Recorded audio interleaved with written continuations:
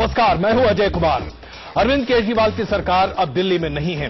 उपराज्यपाल के द्वारा भेजी गई चिट्ठी के आधार पर राष्ट्रपति ने अरविंद केजरीवाल के इस्तीफे को स्वीकार कर लिया है और अब राष्ट्रपति शासन लगाने नमस्कार, मैं हूं अजय कुमार। अरविंद केजरीवाल की सरकार अब दिल्ली में नहीं है। उपराज्यपाल के द्वारा भेजी गई चिट्ठी के आधार पर राष्ट्रपति ने अरविंद केजरीवाल के इस्तीफे को स्वीकार कर लिया है और अब राष्ट्रपति शासन लगाने की पूरी तरह से तैयारी बनती हुई दिख रही है दिल्ली में। सवाल आज ये उठ खड़ा हुआ है कि 49 दिनों की अरविंद केजरीवाल की सरकार क्या अपने आप में वो तमाम दावों को पूरा कर पाए, वो और उनकी पार्टी? इसके साथ साथ क्या अरविंद केजरीवाल ने दिल्ली की जनता को ठग लिया? क्या अरविंद केजरीवाल दरअसल दिल्ली में सरकार बनाकर दिल्ली में नहीं बैठना चाहते थे, बल्कि साउथ ब्लॉक में प्रधानमंत्री कार्यालय में बैठना चाहते थे? क्या उनका लक्ष्य 2014 का लोकसभा चुनाव है, जिसकी तैयारियों के मद्देनजर दिल्ली में आम आदमी पार्टी की सरकार बनी? क्या दिल्ली की जनता ठगी गई? यही आज बहुत बड़ा सवाल है। क्या 49 दिनों में अरविंद केजरीवाल ने वो सब कुछ हासिल करने का जो दावा किया वो कर पाए जो आम आदमी चाहता था, आम आदमी की आवाज बन पाए? इस पर हम करेंगे चर्चा। हमारे स्टूडियो में बहुत वरिष्ठ मेहमान मौजूद हैं। वरिष्ठ पत्रकार राहुल देव जी हमारे साथ मौजूद हैं। बीजेपी से संबित पात्रा हमारे साथ मौजूद हैं। विनोद कुमार बिन्नी जी, जो कि एक समय में अरविंद केजरीवाल के सहयोगी रहे लेकिन अब पार्टी से निष्कासित हैं, हमारे साथ मौजूद हैं। हमारे साथ हरिशंकर गुप्ता जी कांग्रेस से मौजूद हैं और हमारे साथ जयशंकर मिश्र जी मौजूद हैं टीम अन्या से। और साथ ही साथ हमारे साथ राखी सावंत मौजूद हैं, क्योंकि राखी सावंत को कहा गया था कि बेहतर प्रशासन कर सकती हैं वो, और वो आइटम गर्ल होते हुए भी जो राजनीति के आइटम गर्ल हैं यानी कि अरविंद केजरीवाल, उनसे कहीं बेहतर हैं। तो राखी सावंत भी आज आम आदमी पार्टी को कहां और किस नजरिए से देखती हैं, उस पर चर्चा करेंगे। और आम आदमी पार्टी से गोपाल राय जी वरिष्ठ नेता हमारे साथ मौजूद हैं। सुधांशु त्रिवेदी जी बीजेपी से इस वक्त हमारे साथ मौजूद हैं प्रवक्ता, और साथ साथ हमारे साथ बहुत सारी ऑडियंस यहां पर है। चर्चा हम शुरू करें इससे पहले एक छोटी सी रिपोर्ट आपके सामने पेश करना चाहेंगे। किस तरीके से अरविंद केजरीवाल ने जो कुछ किया, क्या यह सिर्फ मिशन 2014 का लोकसभा चुनाव था या कुछ और? छोटी सी रिपोर्ट। मैं बहुत छोटा आदमी हूं, मेरी कोई औकात नहीं है। मैं आप में से एक आदमी हूं, यहां पे गद्दी के लिए नहीं आया मैं। खुद को हमेशा छोटा आदमी करार देने वाले केजरीवाल के इरादे बड़े लग रहे हैं। जन लोकपाल पर केजरीवाल ने अपनी कुर्सी कुर्बान कर दी, लेकिन क्या ये सिर्फ कुर्बानी थी या केजरीवाल का अगला मास्टर स्ट्रोक? जन लोकपाल के आंदोलन ने ही केजरीवाल की पहली सरकार की बुनियाद रखी थी, और अब एक बार फिर जन लोकपाल केजरीवाल के लिए सियासत की अगली सीढ़ी बनता दिख रहा है।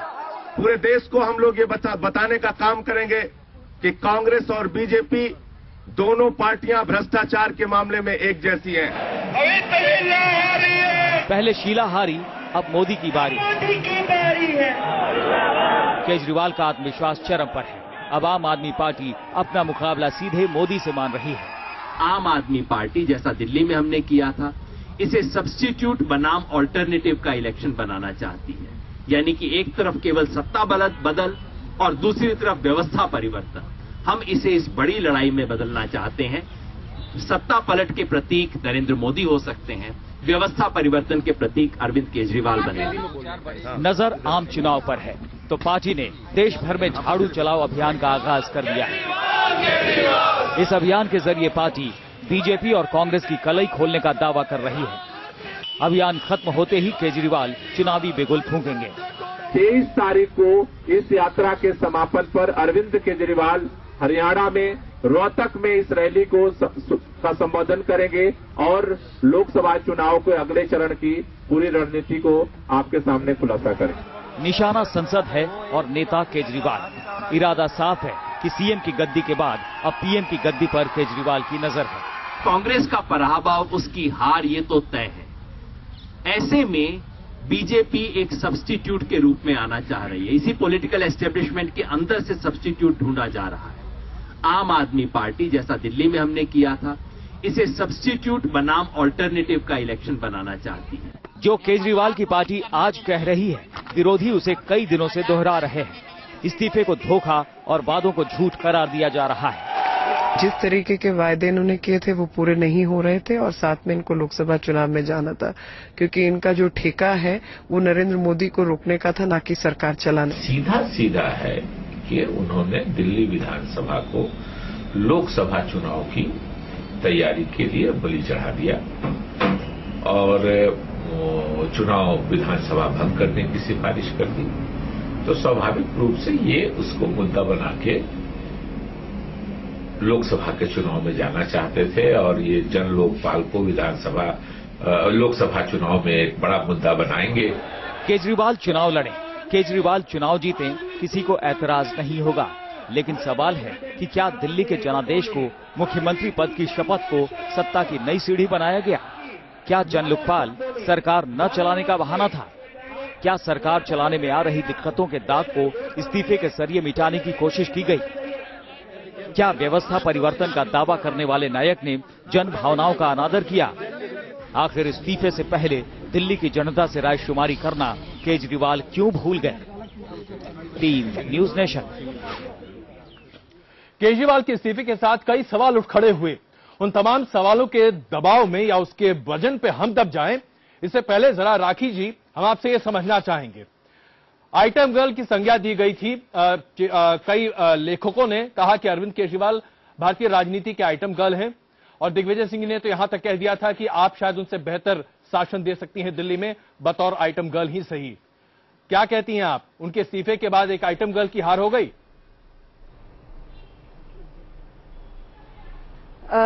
जी, सब लोग ने उनको आइटम गर्ल कहा, लेकिन मैं उनको आइटम बॉय बोलूंगी। सबसे पहले तो डेफिनेटली अगर मैं दिल्ली की सीएम होती तो डेफिनेटली मैं उनसे बेहतर सरकार चलाती और मैं उनसे, मतलब वो जो अभी भाग गए हैं उनकी तरह बिल्कुल भागती नहीं और दिल्ली की जनता से झूठे वादे बिल्कुल नहीं करती और जितने भी मंत्री हैं उनको गाली गलौच नहीं करती, उनपे गलत इल्जाम नहीं लगाती और जो मतलब दूसरों को 40 चोर और खुद को अली बाबा तो बिल्कुल नहीं कहती। और मैं सीएम होती लेकिन मैं पीएम बनने के सपने तो डेफिनेटली नहीं देखती।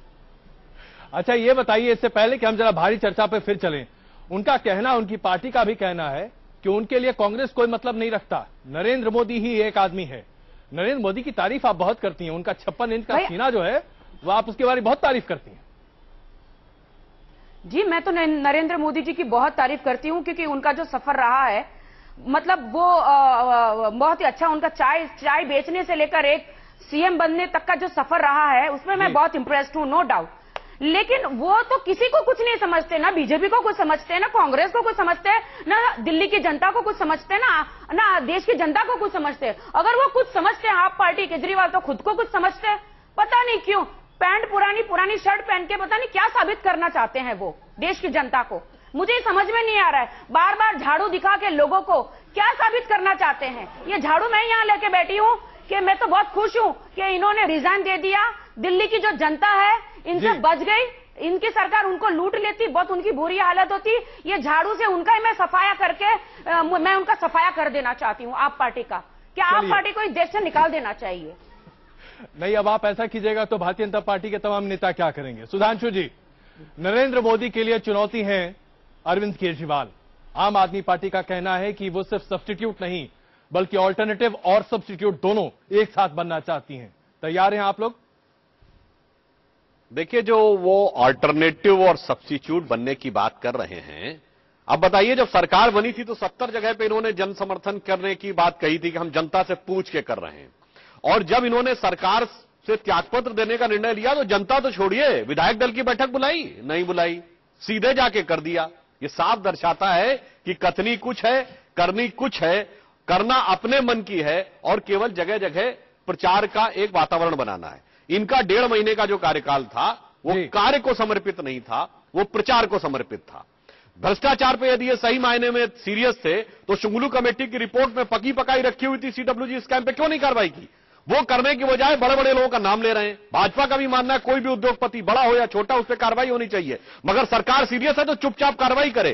कार्रवाई की बजाय आप मीडिया में नाम लेकर क्या सिद्ध करना चाहते हैं? सिर्फ मीडिया में आकर्षण और जनता में सनसनी, इन दो कार्यों के अतिरिक्त इनका किसी और कार्य में इंटरेस्ट नहीं था। पिछले 1.5 वर्ष के संक्षिप्त कार्यकाल में सिर्फ इन्होंने अराजकता, सनसनी और मीडिया का आकर्षण पैदा करने के अलावा कोई कार्य नहीं किया। गोपाल राय जी, कई सारे आरोप आपके पास एक साथ, छोटा सा जवाब, क्योंकि बहुत सारे लोग आपसे बहुत कुछ पूछना चाहते रहेंगे आज।